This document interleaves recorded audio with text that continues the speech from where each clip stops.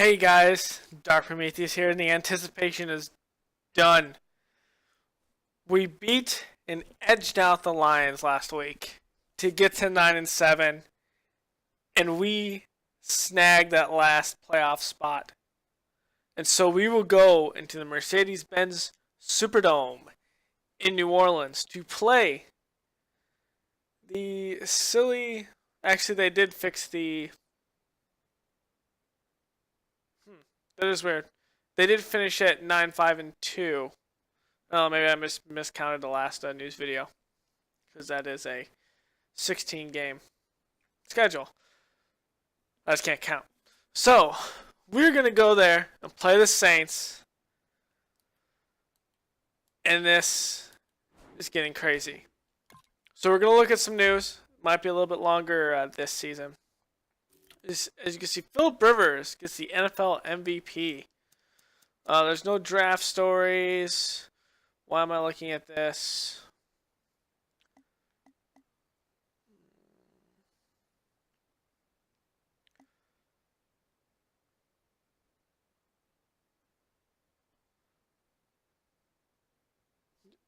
Do you read this?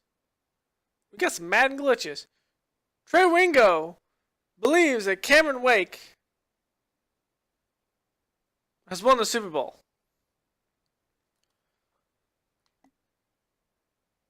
And Tabahali asks. Okay. I'll just say okay. Just keep going. I don't know what either of those players have outside before the season, but so we're gonna look at the weekly, the yearly, and then we're gonna look at the stats.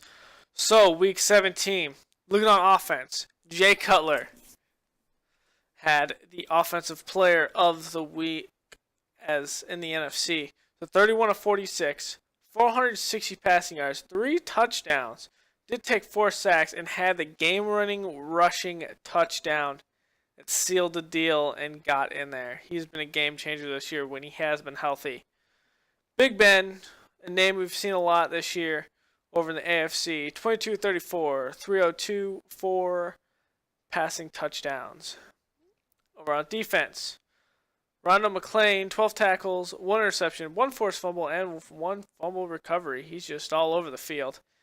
And AFC defense, Jadeveon Clowney, second-year player, finally putting something in there on the other side of J.J. Watt with 3 tackles, 1 sack, 1 forced fumble, 1 fumble recovery, and 1 touchdown.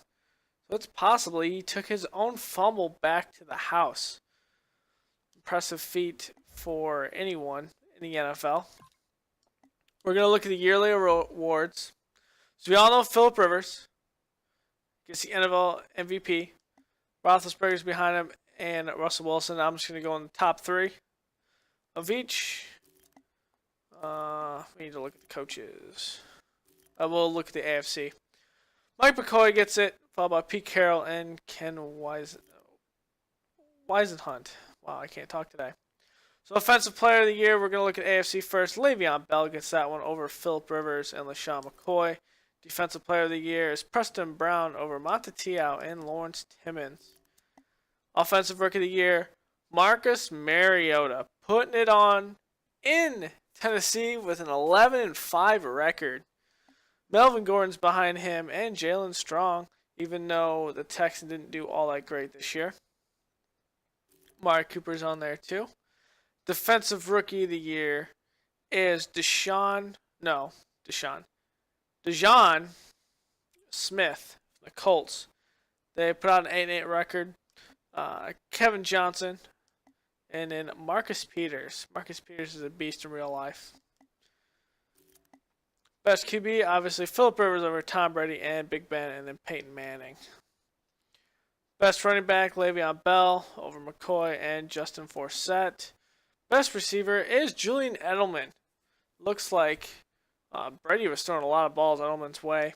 Steve Smith Sr. and then Keenan Allen. We do have Demaryius Thomas on there. Antonio Brown and Martavius Bryant. Both down there from the Steelers. Best O-lineman, Marshall Yanda. Joe Thomas behind him, and Orlando Franklin. Best defensive lineman, year in, year out. The now 99 overall J.J. Watt gets the best defensive lineman of the year. Sheldon Richardson is behind him, and then Khalil Mack, who they've moved to an end. I thought Khalil Mack was actually playing a linebacker spot. Best linebacker, Jamie Collins. Wow, young player out there. And then Matatiao, Justin Houston behind him. Those are some big names right there for those young players.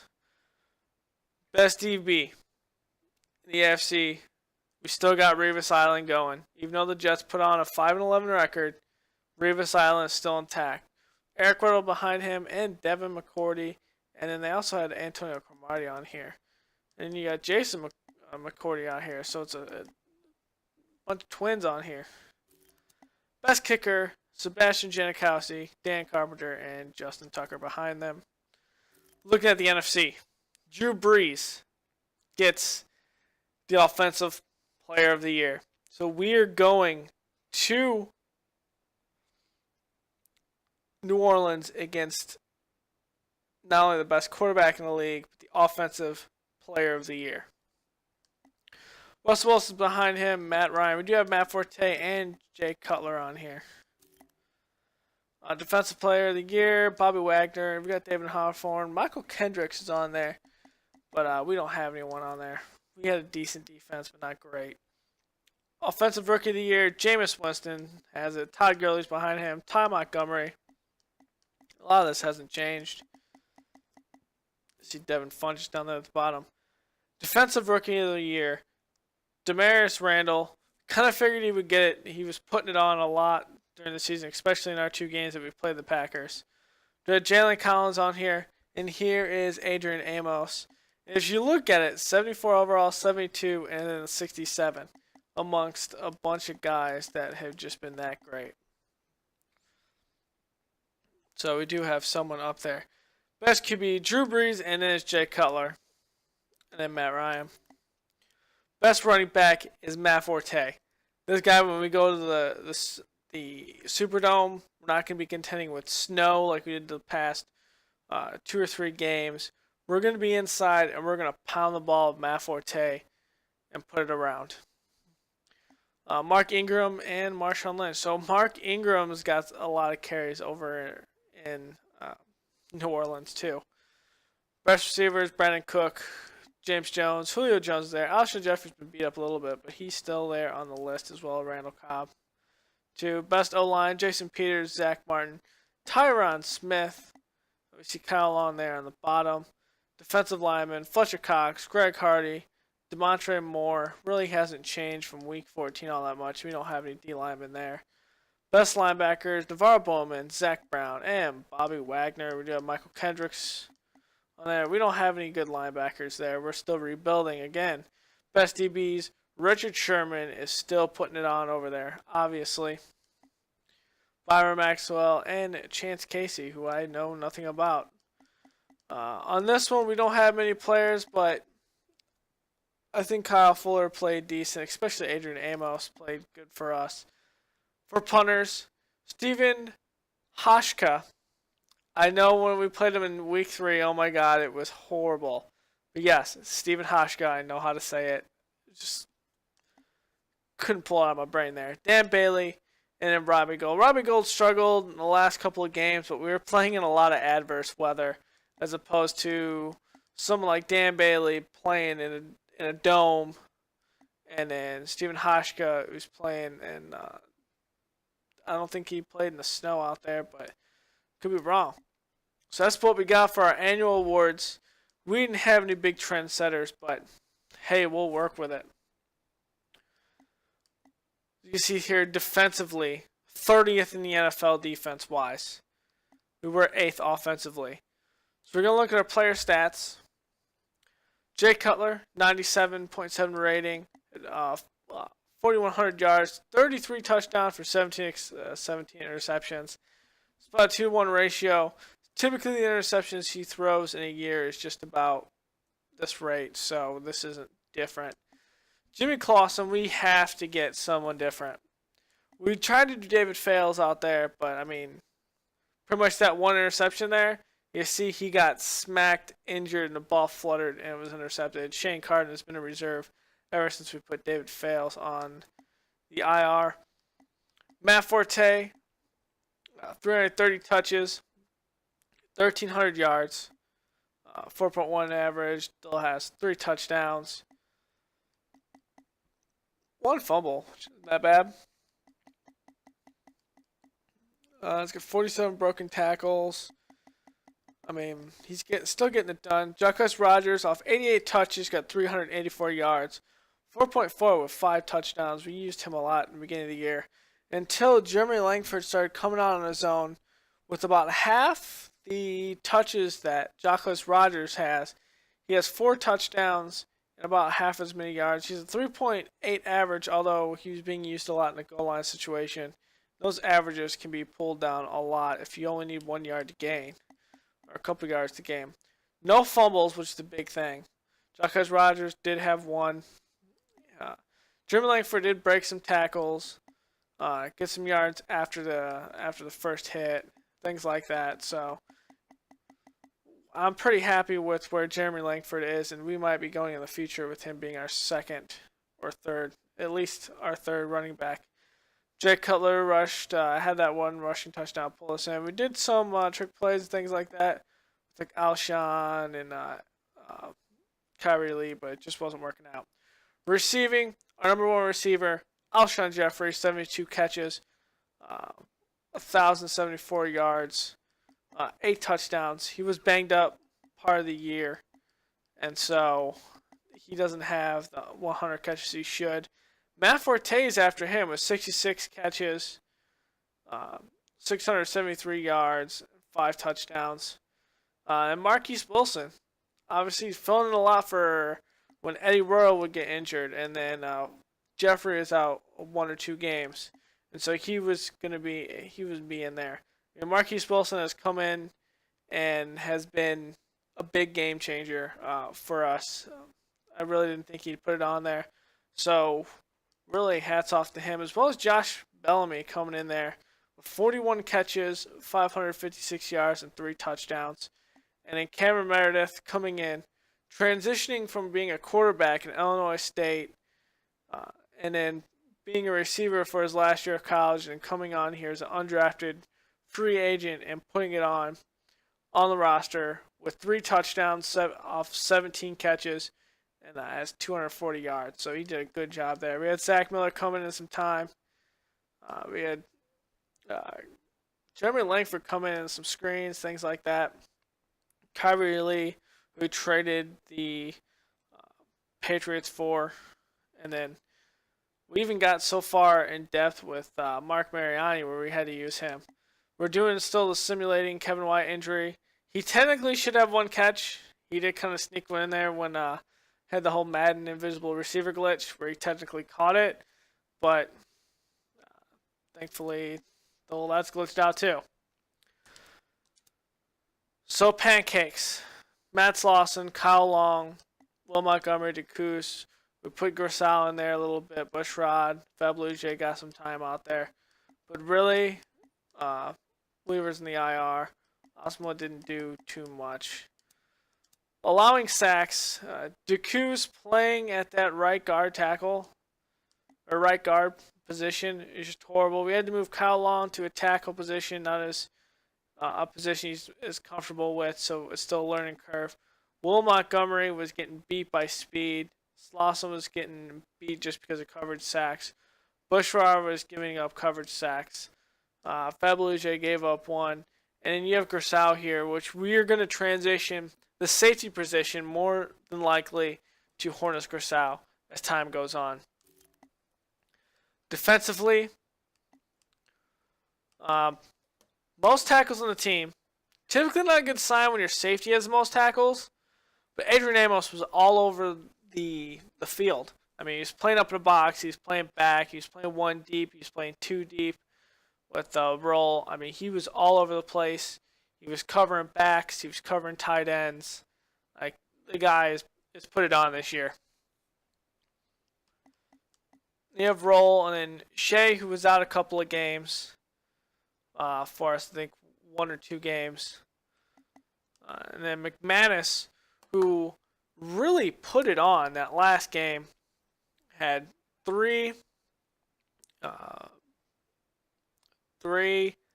tip balls, pried the ball out of receivers' hands 2 or 3 times, had 2 sacks off blitzes, almost had a pick 6. I mean, the guy was just putting it on, and he will definitely be someone we use further.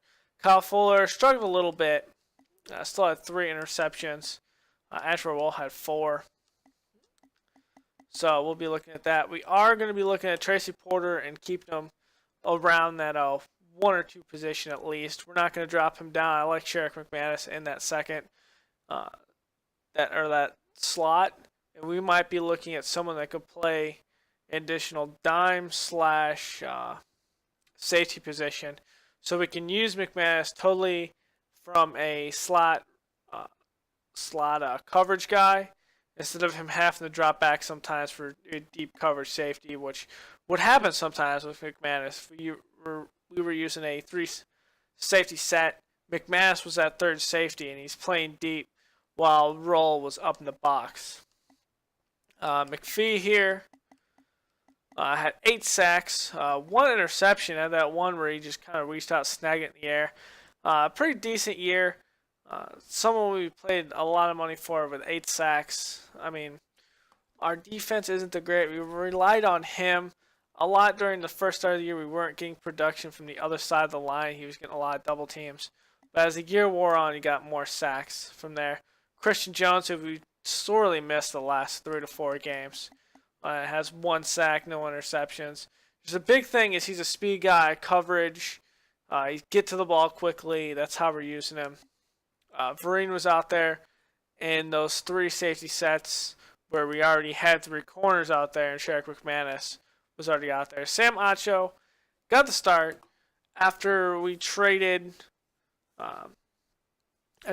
Jared Allen, and within those 8 games really had to adjust, had some decent tackles for losses, had a 2.5 sacks, so we'll see what he can do next year as well. He was still putting on a little bit and stopping the run, things like that, setting the edge, but we just need to get stronger on the defense.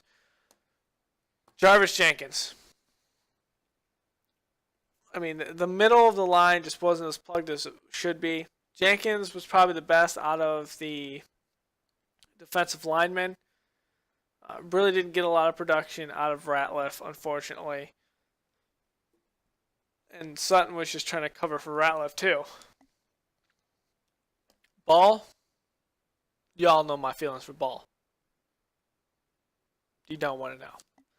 Cornelius Washington came in and played a lot.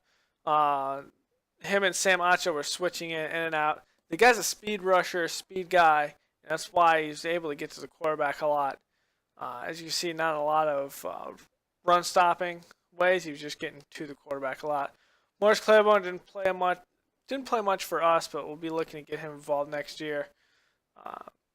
Terrence Mitchell, who is playing underwhelmed, like one of the most underrated players on this roster, and he has put it on against some of the taller receivers.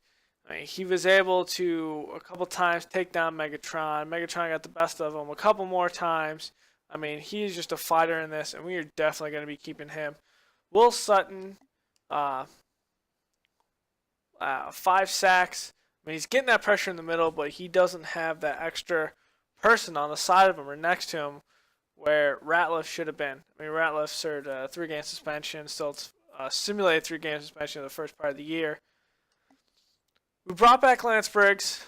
We are going to have him as reserve role against the behind Christian Jones when we go to New Orleans.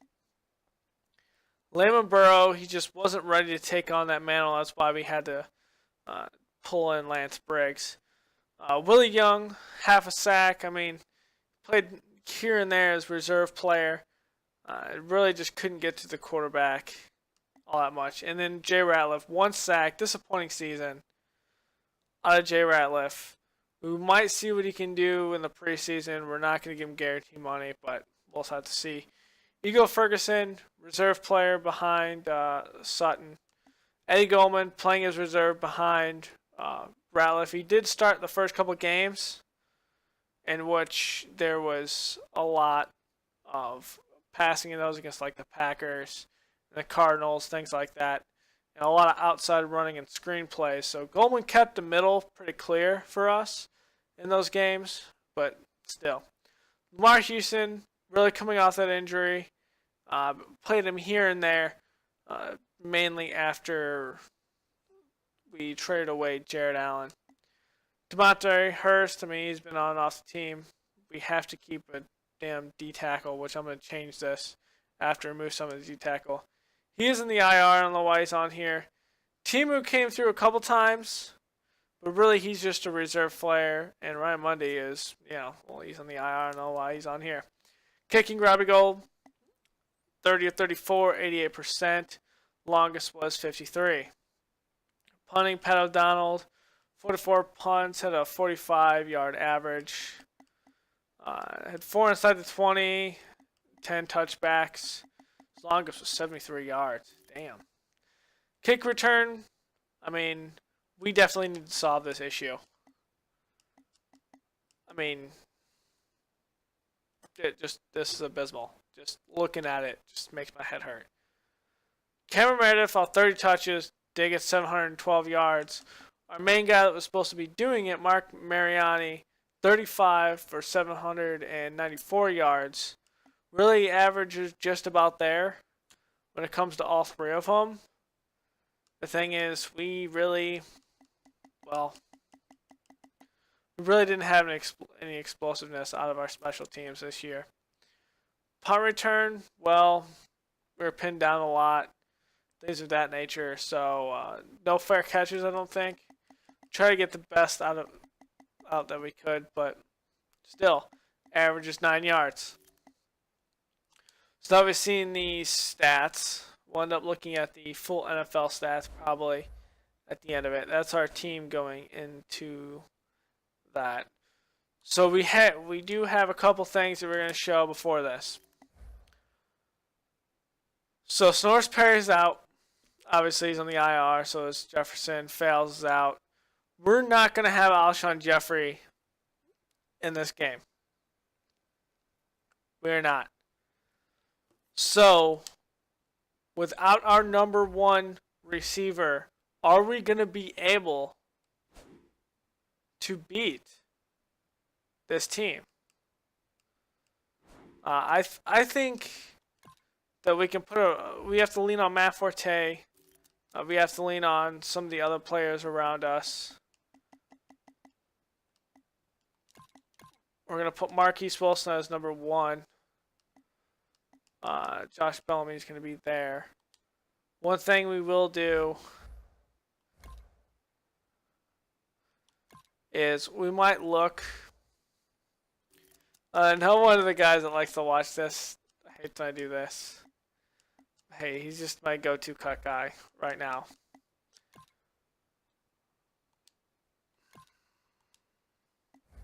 Actually, I might be able to cut somewhere else.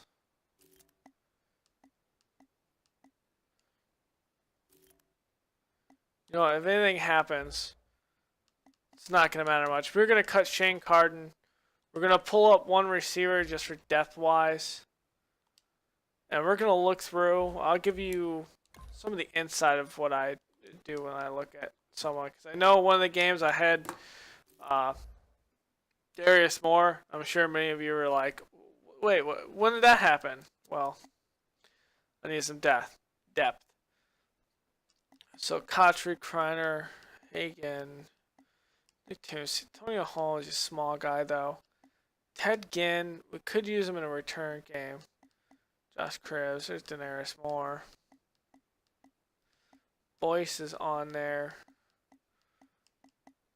Antoine Goodley, Josh Cooper, Donnie Avery.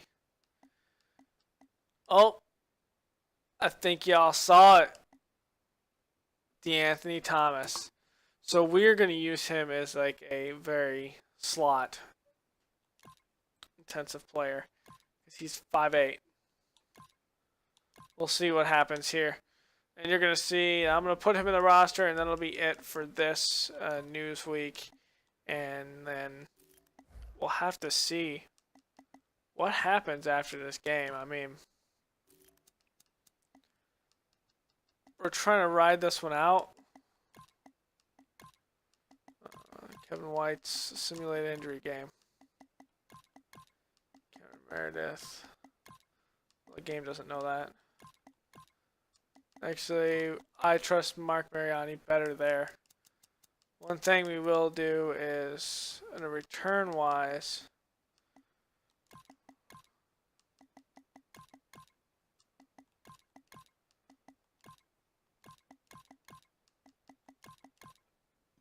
we're going to ensure that we really protect our players.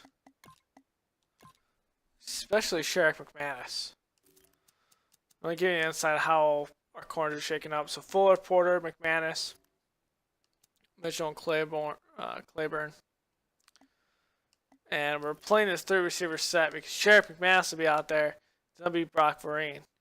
And really,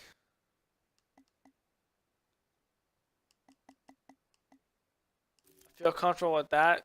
But, I mean, hey, we need another safety. We can't just go out there with 3 safeties. So thank you all for joining me. It's been a little bit longer news one. We'll do some game prep before the next game or whatever. But we are going to the Mercedes-Benz Superdome. And actually, one thing I promise you guys is standings. Let's see how we made the playoffs. We'll look at by division. So Ravens and Steelers made it.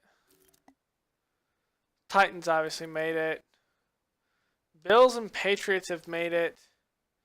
And Chargers have made it. So the Broncos finished 8-8, which is a shocker. They've lost their last 3 games. Any more close ones like that? I don't think that's it. The Colts weren't even close. Alright, NFC North. Lions handedly took that division. We knew that before we even played them. The Bears is there. Packers lost their last game of the season. But, I mean, would have made them 8-7. We would have been 8-7. There were better teams out there than 8-7. So 9-5 Saints take over the Falcons that division. So Falcons take the other wild card. So the Eagles actually win this. So this is another scenario where the Eagles beat the Giants, and they go from 10-5 to 11-5, and the Giants are kicked out of the playoffs because we won. Cowboys also lost their game. So literally what we needed is to win our game, and we needed a little help from the Eagles and then whoever the Cowboys played. And in fact, we got that help. And that's how we got into the playoffs.